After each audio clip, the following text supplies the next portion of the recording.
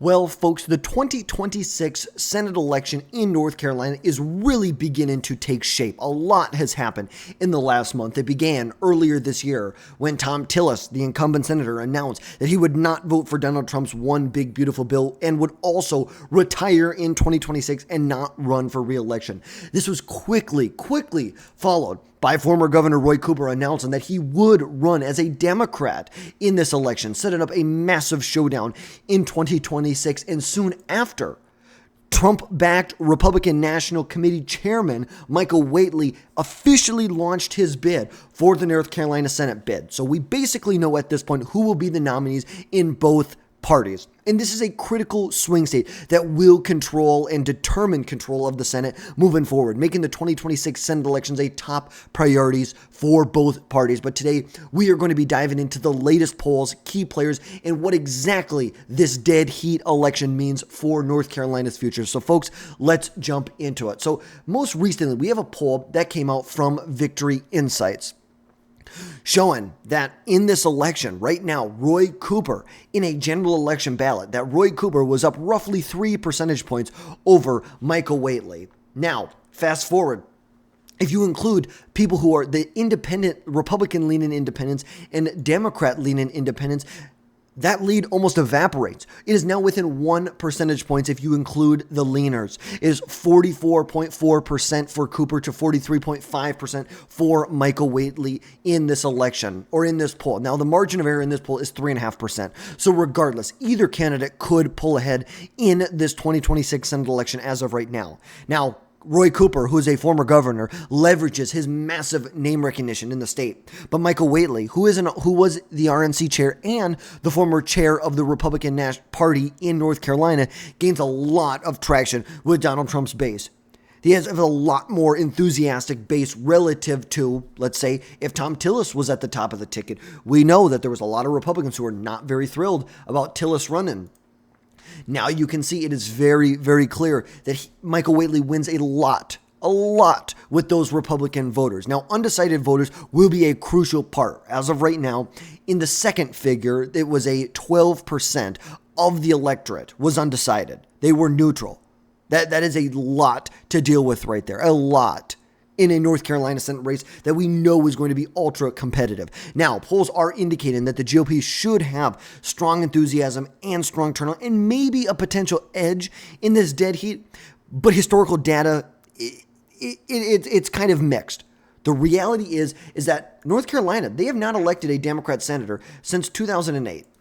Kay Hagan was the last Democrat senator from the state of North Carolina. Obviously, Tillis knocked her off in 2014, beat her by about 1.5 points here. But also we know that this is a midterm election. Historically speaking, midterm elections favor the party out of power, and that would favor the Democrat Party going into 2026. There's no doubt about that. But so overall, I think if you look at all of the data points that we have here, this race should slightly favor Republicans, but right now I do have this as a tilt advantage for the Democrat Party going into 2026. This is where I have it simply based on where everything is. I think when things, considering no massive shakeups between now and the end of the year, I can see this being moved back into the toss-up category very, very quickly. It's like if Republicans even start to get a slight edge in this race from where they already are right now, this could become a toss-up state once again. But I do have it as a lean Democrat. I think we should, just based on all the factors that are in play, Democrats should have an advantage. But still, there is a lot that the GOP has going for them in this election. Now, looking at the Republican Party, like we said, Michael Whatley will most likely be the nominee for the Republican Party. He is the former RNC chair. He is endorsed by President Trump and is very much has emphasized his campaign on border security and economic growth within the state. He has massive appeal to grassroots conservatives who are frustrated with more establishment Republicans. And his campaign will focus on inflation reduction, energy independence, which are key priorities for the Republican Party. Now, Whatley has faced criticism for really his limited electoral experience. He doesn't have any electoral experience. He has never held elected office before. But at the end of the day, Donald Trump has his back. He has the backing of President Trump, which gives him a massive boost, not only in the primary, but I think in the general election, especially in North Carolina. Remember, North Carolina was the one swing state that still voted for President Trump in the 2020 elections. Biden won all of the other swing states. North Carolina held strong for President Trump. And I believe that structurally talking in the state, a midterm electorate will favor slightly the Republicans. We know that typically it favors the party out of power, but it's a little different in the Deep South where you have a lot of African-American voters, which we know that the African-Americans turn out in less numbers during midterm elections than they do during presidential elections. It's similar to Georgia, where you'd expect it to favor the Democrat Party, but looking at the numbers, it would favor the Republican Party going into 2026. And then you have Roy Cooper on the Democrat side. Roy Cooper, who's a governor with a strong electoral record in the state, winning 6 statewide races, 4 times as Attorney General, 2 times as governor. And this is exactly why Democrats were ecstatic at the idea of Roy Cooper running, ecstatic at the idea. Look, in 2016, when Donald Trump won the state of North Carolina by roughly 4 percentage points, and in 2020, when Trump won the state by roughly 1.5 points, it was at the same time when Roy Cooper won his first election. Donald Trump wins by almost 4 points. Roy Cooper wins by 1/4 of a point. Fast forward to 2020, Donald Trump wins the state by about 1.5 points. Roy Cooper wins the state by almost 4.5 points. 4.5 percentage points in this election. Now, we don't have the Attorney General numbers here, but if we are looking, and I guess we can get them pulled up here very quickly, for Roy Cooper, look at his electoral history. 2000, he wins a pretty competitive general election for Attorney General in North Carolina. Fast forward to 2004, a much bigger. He expands his margin of victory by 4 percentage points. Fast forward to 2008, he expands his margin of victory by an additional 6 percentage points.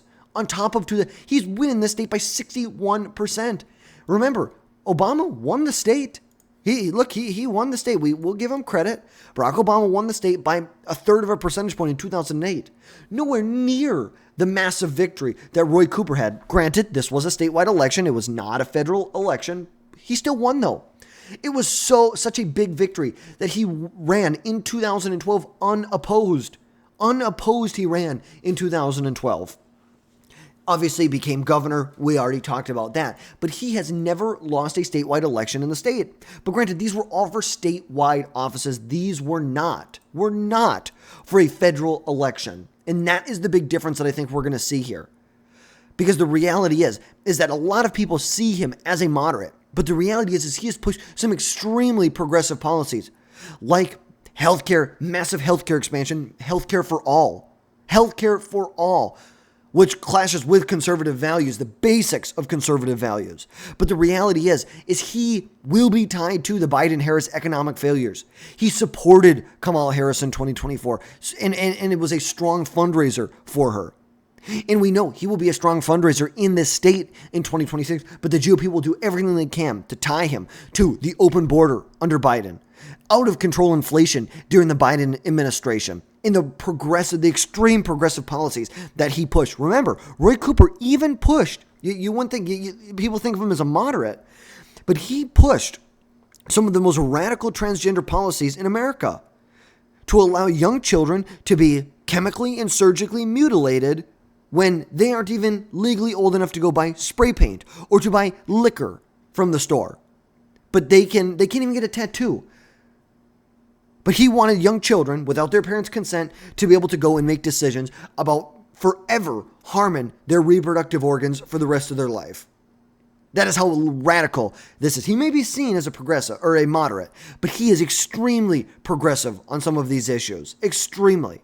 And on top of his strong fundraising in the state, we know national Democrats will be pouring millions of dollars into the Senate election because they believe that this is the best opportunity they have to pick up a seat in 2026. North Carolina is the pickup spot. This is where they believe they can win. Because at the end of the day, this is a very important race nationwide, not even just statewide, nationwide. You have Republicans who are going to be defending right now their 53-seat majority right now.